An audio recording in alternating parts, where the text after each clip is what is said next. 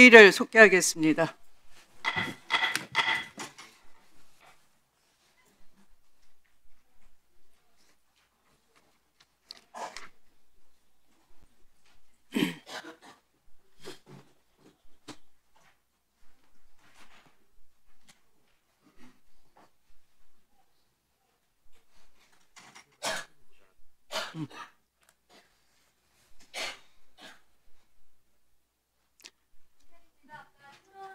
네, 네, 지금 그 축조 심사 중인데요. 혹시 지금 위원님들이 들어오실 때까지 관련해서 말씀하실 위원님 있으면 거수해 주시기 바랍니다.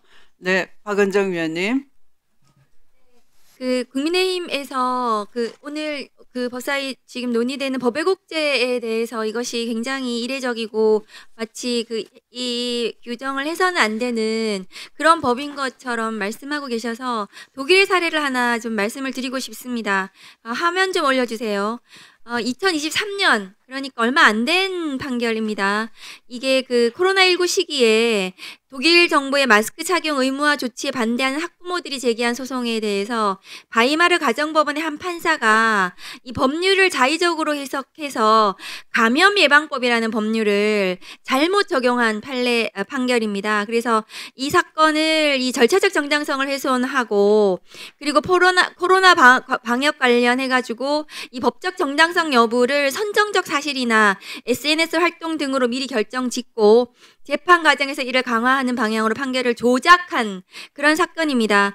결국 이제 학부모 그 측의 일단 주장을 받아들여가지고 편향된 판결을 내린 거거든요. 마스크를 착용하지 않는 것으로. 그래서 나중에 알고 봤더니 이 판사는 굉장히 극우적인 성향 단체에서 활동하면서 정부의 코로나 조치에 반대했던 이런 것이 드러났습니다. 이 사건은 우리가 오늘 그 신설하는 법외국제 중에서 그 1호 법령을 의도적으로 잘못 적용하여서 이 사건 이렇게 해석을 할 수 있습니다. 이 건에 대해서 독일 이 판사에 대해서는 금고 이상의 형이 선고가 됐습니다. 결과적으로. 그러니까 이런 사례가 굉장히 독일, 스페인 등등 외국의 한 8개 국가 이상에서 지금 실제로 시행이 되고 있고, 우리도 이 지기현 판사를 대입해 본다면 저는 굉장히 이 법을 왜곡한 형사소송법을 왜곡해서 법령을 적용하고 내란숙의 윤석열을 풀어준 구속 취소 결정을 한 이 사례에 저는 도입시킬 수 있다. 그런 판사들에 대해서 또 혹은 그 대장동 사건에서 그 정영학 녹취록을 조작한 이런 그 검사들에 대해서는 이 법 왜곡죄로 그 처벌을 해야 된다라고 생각합니다. 그래서 이 법 왜곡죄가 판검사들에 대해서 아까 그 법원 행정처장님께서 굉장히 법 적용을 굉장히 주저하면서 판검사들이 일을 하지 않을 것이다 이렇게 잘못 우려를 표시하셨는데 그것이 아니고 이 잘못된 법 적용을 하는 판사와 검사들에 대해서는 법 왜곡죄로 그 처벌을 해야 된다라고 말씀을 좀 드립니다. 그리고 제가 장관님이 나와 계셔서 한 가지만 좀 더 저기 시간이 있으면 물어보고 싶은데요. 화면 좀 올려주세요. 장관님, 그 검사 교수가 최근에 로스쿨 그 파견당한 검사 교수가 문제를 유출한 사건이 벌어졌습니다. 이거 보고를 받으셨죠? 네, 보고 받았습니다. 이 검사 교수는 직무 배제하셨습니까? 예, 지금 예, 지금 그 법무연수원에서 원 소속총을 좀 복귀시키고 있고요. 예, 그리고 바로 감찰 시작하려고 좀 하고 있습니다. 징계가 돼야 되고 이 사건은 그 문제를 유출한 사건이기 때문에 업무 방해에 대해서합니다. 대학교들에 대해서 형사 처벌할 사안이고요. 그래서 이 사건을 제대로 이 검사 교수에 대해서는 처리를 하셔야 됩니다. 징계하시고 형사적으로도 수사를 의뢰하시고 공수처에 이 검사에 대해서 처벌할 수 있도록 해주시기 바랍니다. 제가 대법원 판례라는 말씀드릴게요. 성악과 교수 회의를 통해 결정된 입시 지정곡을 유출한 이 성악과 교수에 대해서 대법원에서 공무상 비밀 누설에 해당한다라는 판례도 있습니다. 그러니까 이 검사 교수가 문제를 저렇게 유출한 80% 90%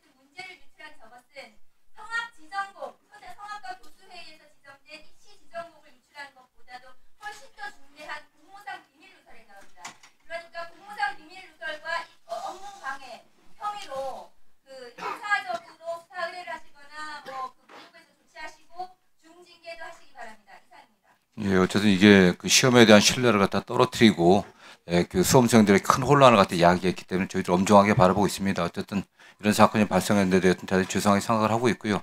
의원님 지적대로 어떤 여러 가지 점도 고려해서 엄중하게 처리하겠습니다. 수험생 혼란으로 제 시험을 보는 것으로 끝나는 것이 아닙니다. 그러면 처음에 시험 봤던 그 로스쿨 학생들은 그때 처음에 시험을 잘 봤던 학생들한테 굉장한 불이익이 되는 겁니다. 제 시험을 봄으로써요. 예. 그러니까 이것은 어떤 식으로도 회복이 되지가 않아요. 예. 검찰 실무 과목은 나중에 검사를 지원할 때 굉장히 중요한 과목입니다.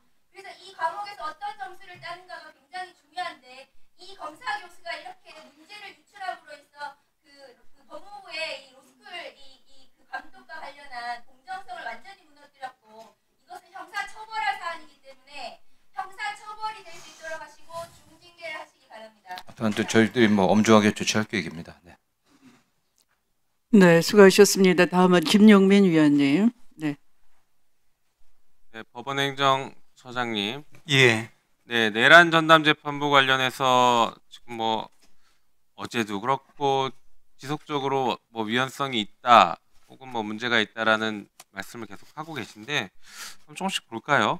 일단 그 헌법 103조에 사법부 독립 가지고 모든 것을 다 방패막이로 쓰고 있는 것 같습니다. 그런데 질문 드려볼게요.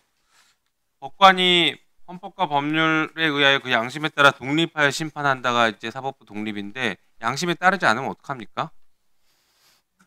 판사는 판결로 말하고 판결에 대해서는 우리가 신급제, 자, 나아가는 그렇죠. 재심제도에 의해서 계속 말씀하시는데요. 지금 밖에 모여 계시는 국민들이 그 얘기를 하는 겁니다. 판사가 양심에 따르지 않은 것 같다. 그러면 우리 국민들은 무엇을 해야 되느냐? 그 물음에 지금 우리가 답을 하는 것입니다. 지난 1년 동안 과연 법원은 무엇을 했느냐? 제가 질문에 제대로 된 답을 못 하셨던 것처럼 국민들의 저 질문에 사법부도 국회도 답을 해야 됩니다. 자, 그리고 헌법 101조 3항에 보면은 법관의 자격은 법률로 정하도록 하고 있습니다.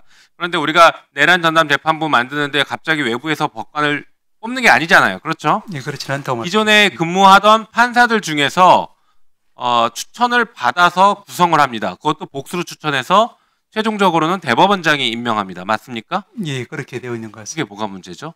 법률을 정할 수 있잖아요, 저희가. 그리고 또 이렇게 됩니다. 헌법 102조 3항에는 대법원과 각급 법원의 조직은 법률로 정한다. 자, 법률로 지금 정하고 있습니다. 우리가 지금 대통령령으로 정하는 게 아니에요.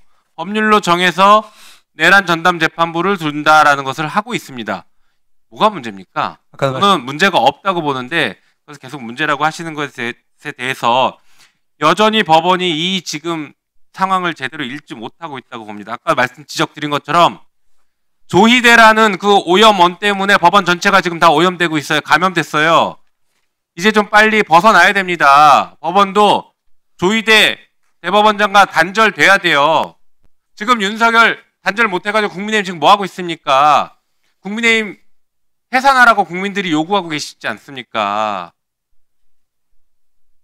자, 그리고 진행 중인 사건, 이것은 아까 저희가 법 개정하면서 수정했지 않습니까? 진행 중인 사건에 대해서는 해당 재판부가 계속 재판할지 아니면 전담 재판부로 넘길지를 직접 판단할 수 있게 한다. 그러니 진행 중인 사건을 뺏어오는 게 아니다라고 해서 그것에 대해서는 저희가 논란을 정리했습니다. 그런데 실제 앞으로 1심이 새로 진행될 것들이 많이 있어요. 지금 뭐 영장 기각되긴 했지만 추경호 전 원내대표 같은 경우에는 곧 기소될 겁니다. 그러면 1심이 이제 새로 시작되는 것이에요. 앞으로 또 추경호 이외에 다른 사람들이 또 추가 기소가 되거나 특검이 끝나더라도 경찰에서 수사를 해서 나중에 별도로 기소될 사람들이 많이 있습니다. 그렇기 때문에 아직 시작되지 않은 재판들을 위해서라도 내란 전담 재판부는 1심부터 지금 만들어놔야 됩니다. 그게 법원에게도 기회가 될 수 있어요. 우리가 국회와 함께 머리 맞대고 국민들께 내란을 극복하기 위해서 이런 노력을 했다.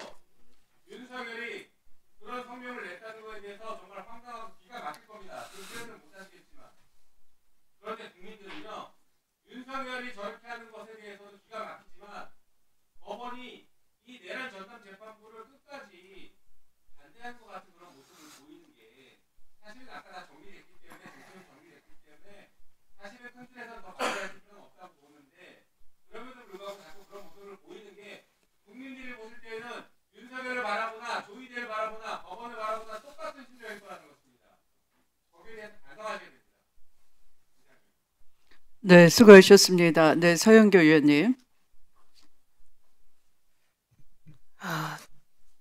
제가 추경호 의원에 대해서 한번 이야기해 볼게요. 국회에서 11시 3분에 국회로 모이라고 문자를 보냅니다. 추경호가. 그런데 윤석열하고 11시 11분에 한덕수가 추경호한테 7분 33초 동안 통화를 합니다. 그러니까 그 다음에 중앙당사 3층으로 오라고 해요. 다시. 그리고 이 윤석열하고 추경호랑 또 통화하고 또 국회 외결위회의장으로 오라 그래요. 그날 추경호하고 한덕수가 7분 33초를 통화합니다. 그런데 제가 아까 말씀드렸듯이 저기 나오는 겁니다. 11시 11분에 한덕수랑 7분간, 11시 25분에 추경호랑 윤석열하고 2분간, 11시 26분에 나경원하고 윤석열하고 40초간. 아까 제가 말씀드렸잖아요. 여순 때 10,000명이 죽었고요. 4.3 때 3만 명이 돌아가셨어요. 그때 그 왜곡했던 것들 어떻게 누가, 자, 법원행정처장님, 우리가 처음부터 내란 전담 재판부 하자 그러던가요? 아니죠. 아무도 그러지 않았어요. 우리는 법원행정처장이 위원입니다 라고 하는 거 들으면서, 봐! 법원행정처장도 위원이라고 하잖아! 이렇게 하고 믿었어요. 그런데 이제 아니에요. 우리가 내란 전담 재판부를 처음부터 하자 그랬나요? 아니에요.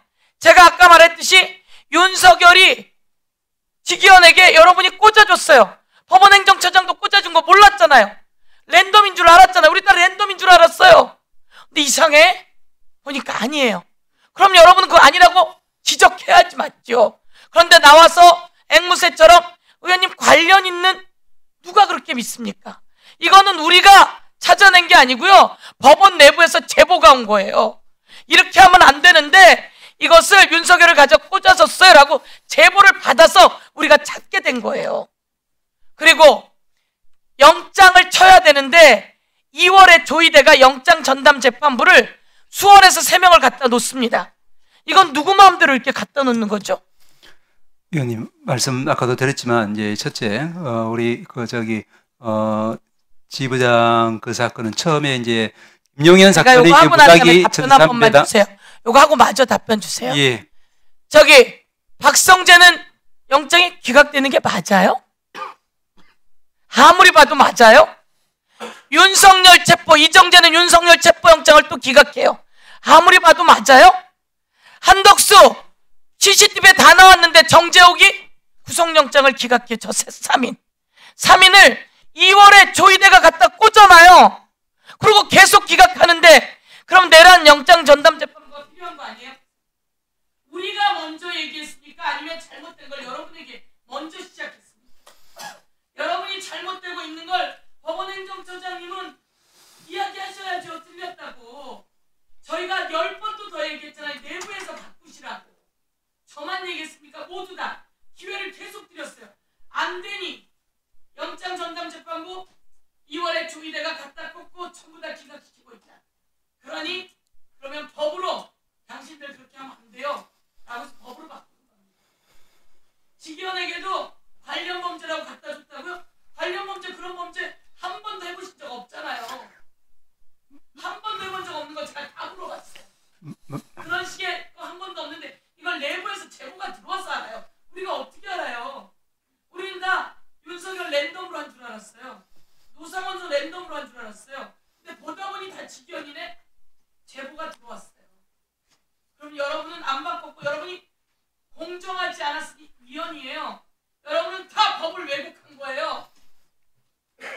간단하게만 간단하게 이제 받아들이셔야 해요. 예, 말씀 취지는 받아들이셔야 해요. 예, 말씀하신 취지는 제가 충분히 알겠습니다. 간단하게만 답변을 좀 드려도 되겠습니까? 예, 첫 번째로 이제 저희들이 누누이 이제 답변을 했고, 뭐 저도 물론 이제 보고를 받아서 이제 전달한 겁니다만은 이제 그 직위원 재판부에서는 첫 번째로 김용현 사건은 이제 무작위로 전담배당을 받았고, 거기에 이제 그 관련 사건, 즉 내란 사건이니까 이제 윤석열 대통령 사건이 거기에 이제 와서 배당됐다 이렇게. 윤석열 사건을 관련이라면 붙일 수 있어요?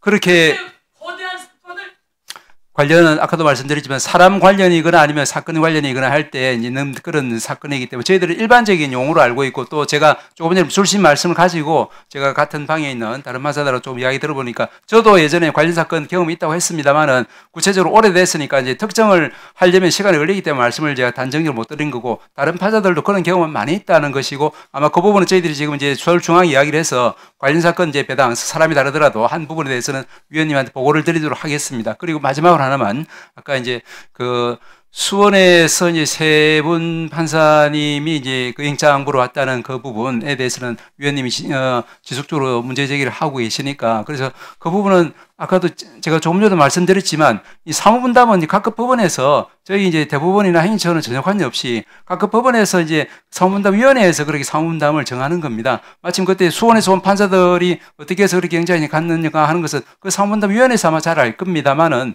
그 저기 대법원장 사무분담위원회가 위헌하는 거죠. 잘못하는 거죠. 그러니 법으로 정리해 줘야지 되는 겁니다. 제가 물어봤어요. 자, 윤석열은 내란 수괴죄만 있습니까? 아니면 직권남용죄도 있습니까? 예, 같이 있는 걸로 직권남용죄면 일반 사건입니까? 다 일반 사건으로 제가 알고 보고를 받았습니다. 예. 그러시면 안 되는 거죠. 어떻게 내란 수괴와 이게 직권남용이면 선거 부패로 하든지 여러분이 이게 딱 됐을 때 내란 전담재판부를 꾸려야 되겠다라고 준비를 하시는 게 법원행정처장으로서 해야 될 일 아닙니까? 우리는 다 랜덤으로 무작위로 제대로 해줄 줄 알았는데 여러분은 갖다 붙였어요. 갖다 붙이는 게 맞아요, 안 맞아요? 그냥 양심에 손을 얹고 이야기해보세요. 이런 사건이라면 이 거대한 내란 수괴죄를 직연에게 갖다 붙이는 게 맞아요, 안 맞아요? 그게 맞아요, 안 맞아요? 관련 사건이라고. 예? 그리고 그런 줄 알고 계셨던 것도 아니잖아요. 그러면 틀렸잖아요. 그러면 고치셔야죠. 조희대는 왜 안 고칩니까? 대한민국의 대법원장이면 그 정도는 해줘야 대한민국 국민이 믿죠. 네, 이제 정리해 주시기 바랍니다. 여러분 그렇게 벌벌벌벌 떨면서 잘못된 걸 그대로 해나가면서 어떻게 이걸 위헌이라고 얘기합니까? 여러분이 잘못하지 않았으면 내란 전담재판 가지 않습니다. 헌법 101조와 102조에는 법관은 법률로 정한다고 이렇게 되어 있습니다. 그렇지 않습니까? 법원과 법관은 법률로 정한다. 그런데 어떻게 위헌이라는 이야기를 할 수가 있죠? 위헌은 그 법원들이 한 겁니다. 네, 서영교 위원님, 네, 이제 정리해 주시고요. 그 법원 행정처장님, 예. 찐윤파 들어보셨죠? 뉴스에서 신문에서 잠깐 본 것 같긴 합니다만은 정확한 취지는 제가 취지도 아시죠? 네, 찐이란 말은 알고는 있습니다만은 뭐 찐윤파가 정치권에도 있고요, 검찰에도 있었고요. 네, 친윤에 더 나아가서 아마 최측근을 찐윤이라고 강조하는 것 같습니다. 마찬가지입니다. 지금 서영교 위원님이 수원지법 3인방 영장 전담 판사가 이 내란 공범이 윤석열, 김건희에 가까울수록 핵심에 다가갈수록 기각이 번번이 되는 겁니다. 어떻게 보면 조태용 그 국정원장은 언론 구속이 되던데 박성재나 저렇게 최측근으로서 훨씬 내란을 사전에 모의했다고 봐지고 또 사후에 증거인멸에 깊이 가담했다고 봐지는 사람일수록 영장이 기각되는 겁니다. 우리 그거 다 알아맞힐 수 있어요. 주경호도 마찬가지예요. 그러니까 법원에도 이 수원 3인방처럼 찐 조파가 있다는 거죠. 국민들이 그렇게 의심하고 있어요. 그러면 자꾸 이 배당 사무를 말씀하시고 마치 이것을 공정하게 일반적으로 그렇게 알고 있다. 일반론 가지고 얘기하시는데요. 결과는 이미 불공정하지 않습니까? 그러니까 이 제왕적인 대법원장 한 사람이 보직 발령이나 승진 인사나 이런 걸 다 좌지우지 하시잖아요. 거기서 판사들이 내부 독립적인 재판을 안 한다고 국민들은 이미 알고 있어요. 그러면 이런 실질적인 사법부 독립이 내부에서부터 침해되고 있는 상황에 대해서 이 불공정한 절차의 진행에 대해서 그냥 사법부 독립이라고 그것을 헌법상의 최상위 가치로 두는 것이 아니라 헌법상의 최상위 가치는 주권 재민이고 국민 보호입니다. 그러면 그런 가치가 지켜질 수 있도록 입법부는 새롭게 설계할 책무가 있는 거죠. 그래서 오늘 이 지금 축조심사하고 있는 이 안은 사법부가 고민 끝에 내놓은 설계도인 겁니다. 새로운 설계도 받아들이셔야 됩니다. 그리고 입법부가 그리고 아까 뭐 김용민 의원님이 대강 요약을 잘 해주셨는데요. 사실은 법원 행정처장님께서 우려하시는 것은 오늘 안건조정위원회에서 지혜롭게 다 돌파를 해내셨고 그걸 법원 행정처장님도 마음속으로는 깊이 공감을 하셨을 거라고 봅니다. 예를 들면 제9조에 이 전담재판부를 두지만 또 그것에 대해서 이미 계속된 재판에 대해서는 해당 재판부가 전담재판부로 이송할 수 있도록 해놓은 겁니다. 강제를 부여하지 않았습니다.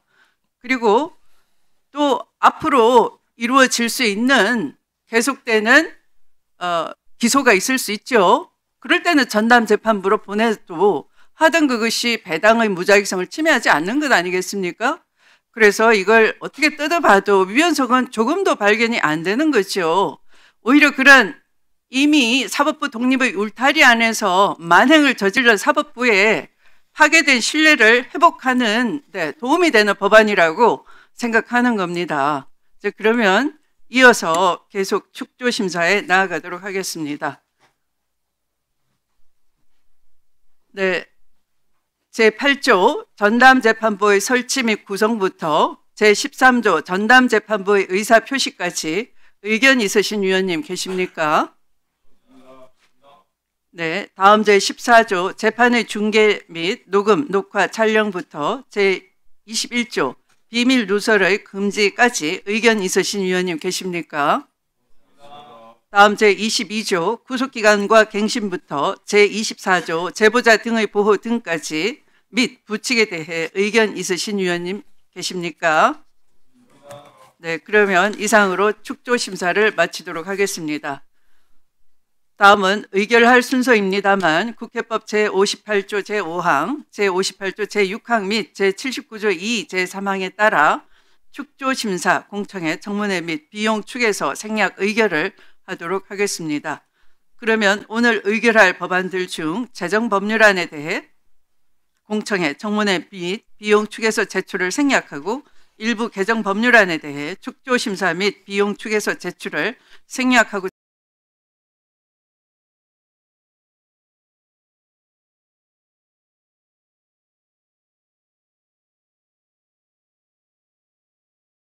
하는데 이의가 없으십니까? 네, 그러면 가결되었음을 선포합니다.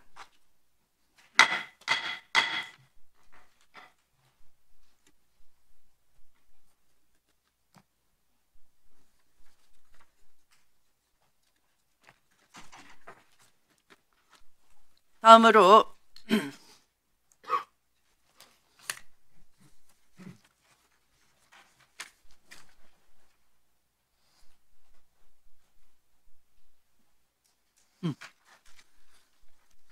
먼저 그러면 의결하도록 하겠습니다. 내란 전담 재판부 법안 의사일정 제59항의 법률안은 본회의에 부의하지 아니하고 안건조정위원회에서 심사 보고한 내용과 지금까지 토론 과정에서 위원님들께서 심사하신 내용을 반영하여 의사일정 제60항 12.3 윤석열 비상계엄 등에 대한 전담재판부 설치 및 제보자 보호 등에 관한 특별법안 대안을 제안하고자 하는데 이의가 없으십니까? 네, 가결되었음을 선포합니다.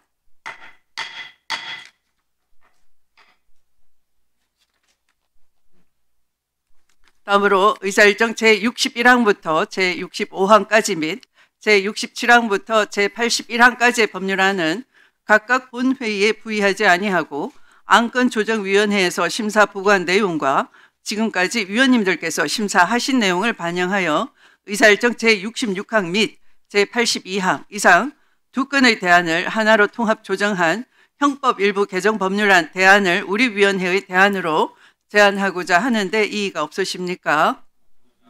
네, 가결되었음을 선포합니다.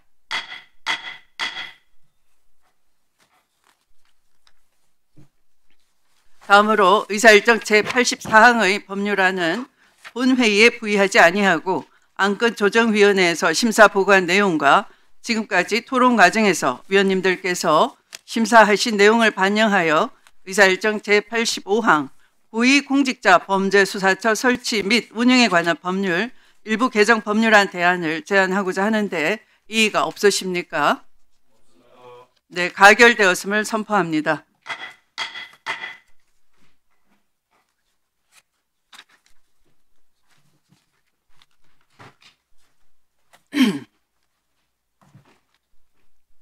네, 회의를 마치기 전에 한 말씀 올리고자 합니다. 지금 매우 날씨가 차갑습니다만 시민들께서는 1년이 지났지만 그때는 공포의 마음으로 미래가 어두컴컴했다면 지금은 국민들께서 내란 극복이 또 사법정의 회복이 이루어지지 않을까 하는 기대감으로 함께 하고 있습니다. 감사드립니다. 그러나 12.3 내란 발발 1년이 지났지만 아직 단 한 명도 제대로 처벌받지 못한 이 사태에 대해서는 송구함과 심각한 유감의 뜻을 표하지 않을 수가 없습니다. 내란에 동조하거나 가담한 자들은 여전히 곳곳에 숨어 있으며 지금도 내란 청산을 방해하면서 진실 규명을 지연시키려고 온갖 수작을 부리고 있습니다. 지금 진실을 명명백백 밝히고 그 뿌리를 뽑아내지 않는다면 아마 수십 년이 지나도 거짓을 들먹이며 자신들의 죄를 감추려 할 것입니다. 우리는 현대사를 통해 여러 차례 확인했습니다. 5.18 광주 민주화운동, 제주 4.3 여순 사건 등 수많은 국가폭력 사건들이 진실을 밝히는데 많은 희생과 수십 년이 걸렸습니다. 그 과정에서 왜곡과 은폐, 정치적 악용이 끊임없이 이어졌기 때문입니다. 윤석열 내란 세력은 북한을 도발해 전쟁을 일으키려 했고 민의의 전당인 이곳 국회에 군인을 투입해 침탈하려 했으며 국회의원들과 선관위 직원들을 고문하고 살해하려는 무참한 계획까지 세웠던 것입니다. 이러한 계획들은 이미 수년 전부터 치밀하게 준비된 것이랄 것입니다. 2016년 박근혜 정권 당시 제가 군 내부에 계엄령 준비 정황을 최초 폭로했을 때 허위 사실이라 부인했지만 결국 기무사 계엄 문건으로 드러났고 진실은 영원히 감춰질 수가 없었던 것입니다. 2024년 윤석열 정권의 계엄 대비 움직임을 경고했을 때도 음모론이라고 몰렸습니다. 그러나 불과 석 달 뒤 그들은 실제 12.3 친위 쿠데타를 일으켰습니다. 지금 뿌리 뽑지 않으면 언제 또다시 계엄을 일으킬지 알 수가 없습니다. 12.3 내란을 지켜본 국민은 내란 청산을 명령했습니다. 국민은 이미 헌정 질서의 회복을 요구했습니다. 그렇다면 국회는 국민의 명령에 따라 받들고 헌신하고 최선을 다해야 할 것입니다. 우리 법제사법위원회는 내란 세력의 완전한 청산을 위해 2차 종합 내란 특별법 제정, 전담재판부의 설치, 법왜곡죄 형법 개정, 사법개혁법 개정 등 관련 법안을 신속히 처리하겠습니다. 존경하는 국민 여러분, 민주주의는 결코 스스로 지켜지지는 않습니다. 우리가 침묵하면 내란 세력은 다시 준동할 것입니다. 국민과 함께 끝까지 싸워내서 헌정 질서를 반드시 지켜내겠습니다. 내란 세력 척결, 민주 헌정 수호, 이것이 국민의 명령이기 때문입니다.